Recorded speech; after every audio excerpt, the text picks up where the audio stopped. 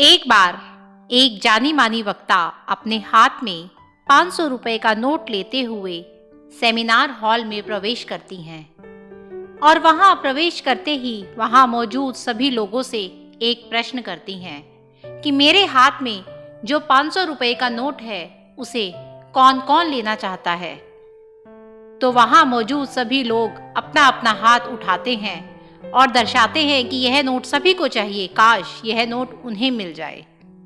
उसके बाद वह वक्ता उस नोट को अपने हाथ में लेकर गोल गोल रोल कर देती है, उसको एक छोटा सा रोल बना देती है और फिर से वही प्रश्न करती है कि क्या आप फिर से इस नोट को लेना चाहेंगे।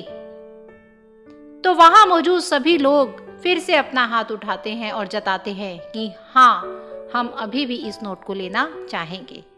उसके बाद वह वक्ता उस नोट को फिर से अपने हाथ में लेती है और उसे पूरी तरह से क्रश कर देती है, पूरी तरह से उसको टूटा फूटा सा बना देती है, जैसे नोट बहुत ही ज़्यादा क्रश हो जाता है।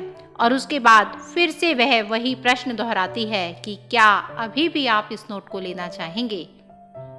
इसके बाद वहाँ मौजूद सभी लोग फिर से अपना हाथ उठाते हैं और कहते हैं कि हाँ, हम अभी भी इस नोट को लेना चाहेंगे।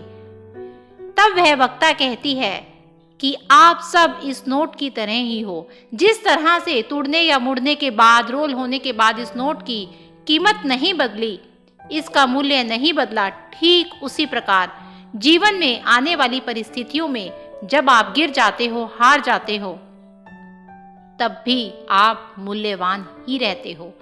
आप स्वयं को इस नोट से कम आंकते हो और आपको लगता है कि आप हार गए हो तो अब आपकी कोई वैल्यू नहीं रही।